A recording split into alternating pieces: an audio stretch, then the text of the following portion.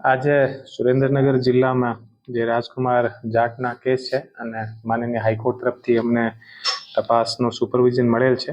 તો તપાસ કરનાર અધિકારી જેડી પ્રોય સાથે મળીને અને જે તપાસથી સંબંધી જે તમામ લોકો છે આના પહેલા અને આજે વધારેના જે સ્ટેટમેન્ટ છે એ લેવાના ચાલુ છે.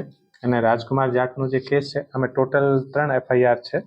એક ગોંડલના બી ડિવિઝન જે પોલીસ સ્ટેશન છે ત્યાં ગુમની જાણવા જોગ છે અને એક ગોંડલ બી ડિવિઝન જે પોલીસ સ્ટેશન છે ત્યાં એક NC ગુનો દાખલ છે અને એક રાજકોટ શહેરનો જે કુવાડવા જે રોડ પોલીસ સ્ટેશન છે ત્યાં આની ગુનો નંબર 116/2025 નો ફેટલ દાખલ થયેલો છે.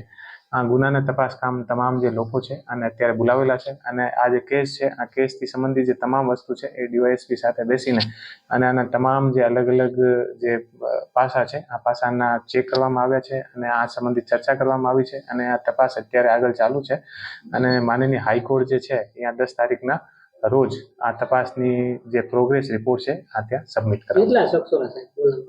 આજના દિવસમાં ટોટલ 13 શખ્સ જે છે અને અલગ અલગ રૂપથી બોલાવેલા છે અને આ લોકોના પહેલા પણ આઈઓ દ્વારા ગોંડલ જઈને અને તમામ જગ્યાએ સ્ટેટમેન્ટ લેવામાં આવ્યા છે અને વધારેની પૂછપરછ કરવા માટે પણ આજે અહીંયા બોલાવવામાં આવ્યા છે. અને આ કેસમાં જ્યાં સુધી અમે લોકોને જરૂર પડશે ત્યાં સુધી અલગ અલગ એ લોકો અને આ સંબંધી જે અલગ અલગ લોકો છે આ તમામ લોકોથી પૂછપરછ કરાવતી રહેશે.